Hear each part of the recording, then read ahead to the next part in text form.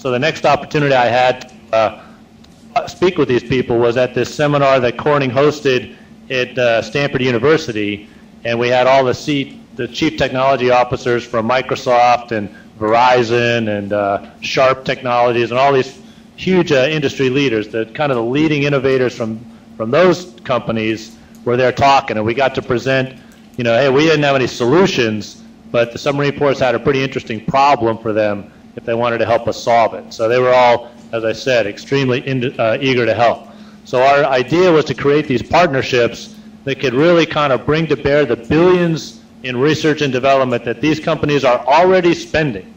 And you know, you talk to Microsoft, they've got that, anybody have one of those Connect machines?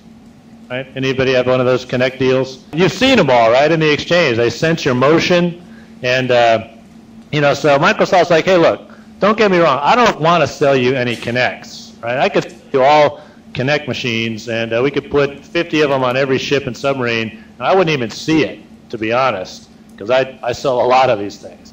But if that technology is interesting to you, and it would be useful to you to have your officers and operators motion sensed and use that as a control, I'm interested in partnering with you for that. So very, very great dialogue that we're having with industry. Okay, and let's just take it to the next slide. What kind of money are we talking about? You know, that's $8.6 billion that Microsoft puts into R&D each year. Okay, and you can see kind of IBM, Cisco, Google, you know, billions and billions that these folks are leveraging, and they're happy to share their conclusions and lessons with us. Okay, so the next idea was to get a group like this together. And so we got a bunch of our junior officers and our sonarmen and our fire control technicians, you know, kind of the problem solvers. We held a 3-day workshop in San Diego in November of 2011. And so we called this thing TANG, Tactical Advancements for the Next Generation. Also a nice play on the USS Tang, you know, Dick O'Kane's ship in World War II. And you can kind of see the breakdown of who we had there. So the most senior person was a lieutenant, and then a senior enlisted, and these are the folks that sort of solve our problems underwater, right? So the sonarmen get the data, the fire control guys process that data, and the officers of the deck kind of making the decisions from that data, okay? Okay, so next slide.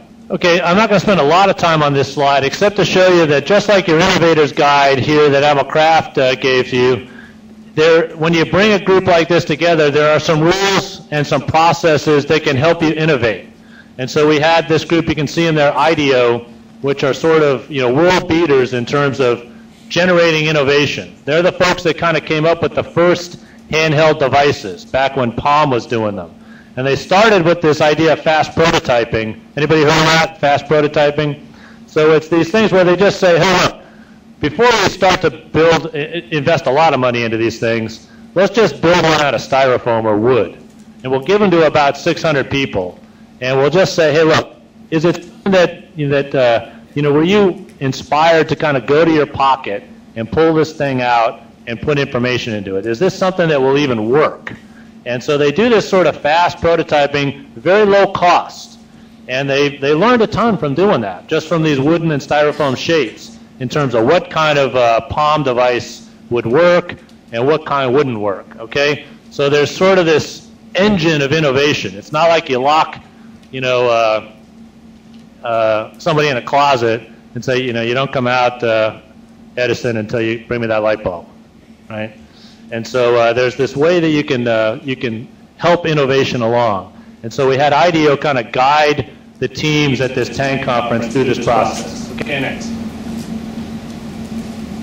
Okay, and so what our target was is to just sort of see what sort of ideas they came up with. And you can kind of see that this is a combination of, you know, cartoons and simulated displays, digital charts, that sort of thing, all on kind of a tablet. All right, and key to this is now, you know, we're looking at sort of the output of the TANG conference.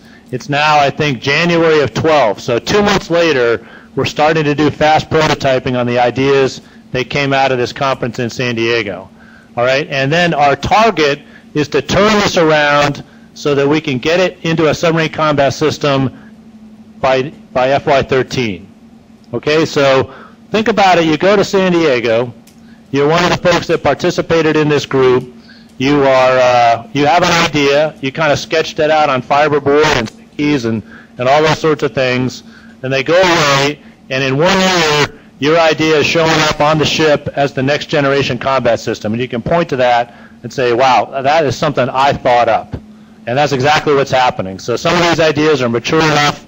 We've programmed them. We've fast prototyped them. And they're going to show up in FY13 in the next combat system build. And some of those ideas came from the FT2s and the STS1s that were there in San Diego on that day. All right, next. Okay, so you got to, it's not just about the ideas. You've got to have a platform and an environment for them to land.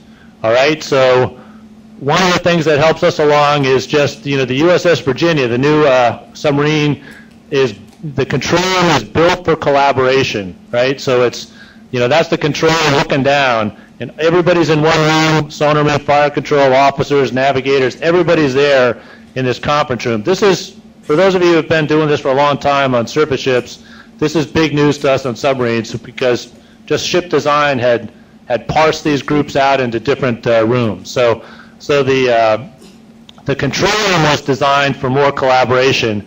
Then if you go forward, one slide, the model for introducing these ideas is also critical.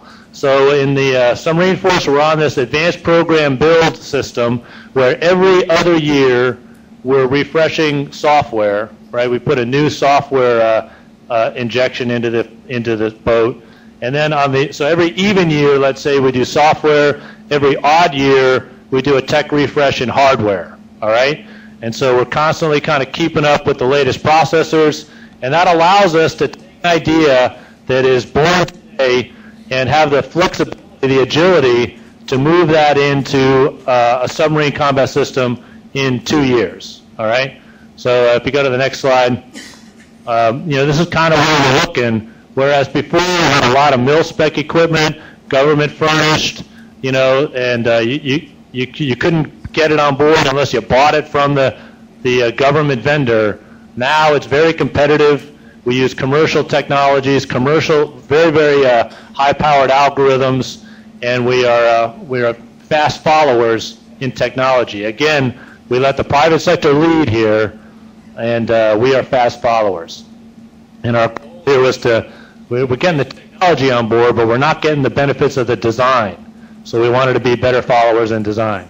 And that kind of is where all the ideas that were introduced from the folks who have been doing these things in smartphones, tablets, games, and all that brought us here. In fact, if you go back to San Diego, it was sort of, we look at a standard combat control display, and we asked the guy, okay, so how are you used to looking at information? Well, I'll tell you what, in this particular game I play all the time, if I right-click on that icon, then the information is kind of flashes out radially in this spoke of information. So wow, we hadn't thought of that, but that's probably a lot more efficient than the way that we're doing it. So we're adapting some of these gaming types of displays and methods for displaying information. All right, next. Okay, so again, within a year now, we're up to March of 12. This is a cartoon of industry now partnering with us. Okay, we didn't spend a dime on this, the Navy. This is Lockheed Martin sort of coming up with a computer-generated model of the new attack center. Looks a lot like in here, right? With this circular displays and all that. You can see the big tables. So this is a computer rendering, but if you go to the next slide, this is real. So this is a control room built to scale by Lockheed Martin, kind of next generation, and with this is a kind of a technology template. And we can import different ideas, both software and hardware, into this open architecture system and try and make some of these ideas get real, all right? So this is built up in Manassas, Virginia. Again, Lockheed Martin, our partner in this, partnered with all those other folks that we've been talking about, Microsoft, Google, IDEO, this together. Okay, so now we're talking, you know, from November of 11 to March of 12, this is the sort of response that we got. Very exciting. Next. Oh, there's some of those partners. Okay, next. Okay, so what I want to do is now show you kind of a submarine-force version of that day made of glass and show you a little video we put together about this TANG conference. So we'll let this one roll.